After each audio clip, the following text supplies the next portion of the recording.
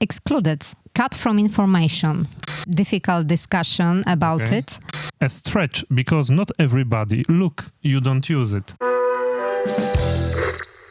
Hello and welcome to the Digital Pragmatism podcast with Gosia. How are you, Gosia? Very well, thank you. We're gonna talk today about WhatsApp. Yes. Could you please tell me why do you have some rope on this microphone? I didn't notice. I don't know. It will make a better sound quality, I think. Okay, I don't know. I think that this is some improvement our little daughter has made to this microphone. So don't touch it. She knows what she's doing. Okay, we're gonna talk about WhatsApp today. Why a digital pragmatist, digital minimalist channel is talking about WhatsApp, the pinnacle of manipulative and data selling apps. We are talking about WhatsApp and specifically about parents groups. So you're talking about parents groups. What does it mean that parents are organizing themselves on WhatsApp in order to communicate? Yes, exactly. And this is something that is touching me very much. It's personal experience. Yes, it's my personal experience because everywhere there are some parents group for acrobatic class, for dance class, for... Everyone uses WhatsApp, really? Yes. Why? So imagine that this is for one child, and when you have two or more, this is something very, very difficult to manage. You have to be member of 6 WhatsApp groups. Yes, and when you are not using WhatsApp, then you are excluded, cut from information. How the exclusion works? They tell you basically if you don't install WhatsApp on your phone, then we will not send you info? Well, something like that. So officially, the school is saying that? No, the school is not saying that. So at school, in our class, we had a difficult discussion about it. Finally, for important information, we have just an email information.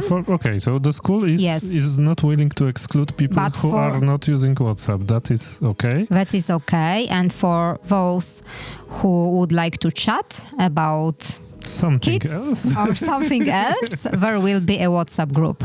But for example, for a dance class, this is the information channel. The information goes through WhatsApp. And so basically you don't know the change has occurred because you don't use WhatsApp. Well, yes. So I feel excluded, as I said, and I feel not understood. And our parents are showing it very, very strongly that this is not okay. And because of me, they are obliged to use email, for example. I don't think that it's like that. Those who are using WhatsApp and those who are addicted to using WhatsApp will probably prefer to just have to check WhatsApp. But I think that everybody is using email, and basically sooner or later they will read something that was sent by email. Yes, but basically when you are not using WhatsApp, you have to go and say to the person that is in charge of this communication that you are not using WhatsApp and please send me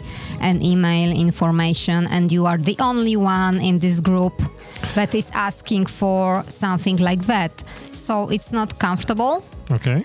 I think that it's okay that the school has basically not chosen to exclude you, but rather has settled on email. It is a proof of stupidity of the parents who were somehow aggressive or maybe dismissive towards your choice, because as I said, everybody is reading an email, everybody has an email address, so basically it's not going to extra lengths to just check your email like you always do.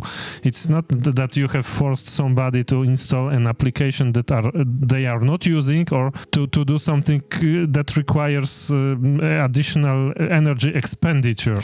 Yes, but because there are several points in that, I would say, because first of all, we are digital minimalists, so we just do not want to have this distraction with notifications, and with we do not want to have notes in our smartphone. But you will find parents that will say you just install your WhatsApp and turn off notifications. But there is also a question of clarity of communication, because when you have WhatsApp group with 22 parents or more, when you have mom and dad, so you have 40 something, and you have some important information, and then you have faces, hearts, and some chit chat and photos. So it's very easy to lose the important information, because it will be surrounded by chatter that is not relevant at all. I am 100% with you on that, but I also think that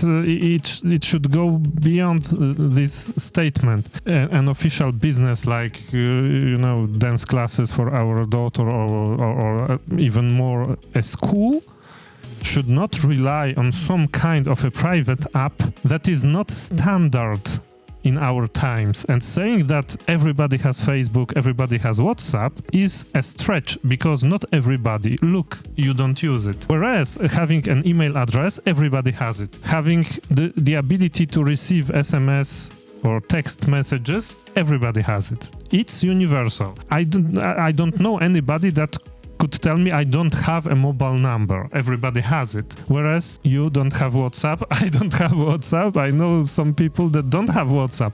And so even if it's one person in 20 that does not use WhatsApp, it's a good argument to not use WhatsApp. And it's not only question of WhatsApp. For example, for acrobatic class, there is a separate application to chat, to inform parents, to pay. And is it comfortable to use or not? It's not comfortable, and it's more and more complicated, I would say, to manage some. But I would say that additional activities. You should probably, there will always be incentives on the side of businesses to just orient you towards a platform that will be comfortable for the business and not for the client. But I think that you could communicate with the business and say it's not comfortable for me. If it continues like that, we won't use your services. And they would probably take it as an important information point. And so why haven't you told that to those? I will. You should probably tell them, because if I was a business owner, it would be an important point for me. But what in those questions related to WhatsApp was far more painful and saddening for me was the reaction of other parents. People are completely not aware of what is happening with their data when they are using WhatsApp, and they are not aware of the fact that the kind of communication that is made using WhatsApp is this kind of chit-chat filled with reactions that you mentioned, Gosia, and that it does not bring any value to their lives, but actually it's just distraction. We were telling to people that, you should not treat as a standard channel of communication some app that is taking your data and selling your data and scraping it, and they are fine with that. They are saying, we know everybody is making data engineering on top of our personal data, and we are fine with it because we like the app.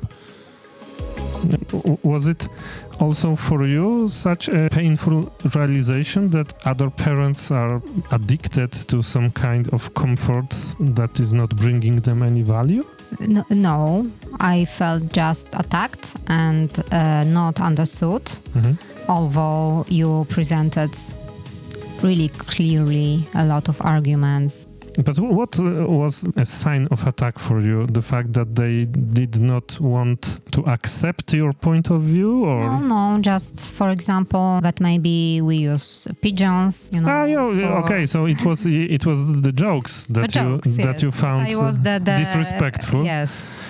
No, I think that, if people, you don't use social media, so you don't understand that a lot of people are unable to communicate in other ways than that, because they are consuming memes daily. They are consuming this kind of jokes daily. If they write on their Facebook profile, I feel fatigued today, somebody amongst their friends will make some kind of this kind of joke, It's an indication of your comfort that you don't understand the need for this kind of jokes.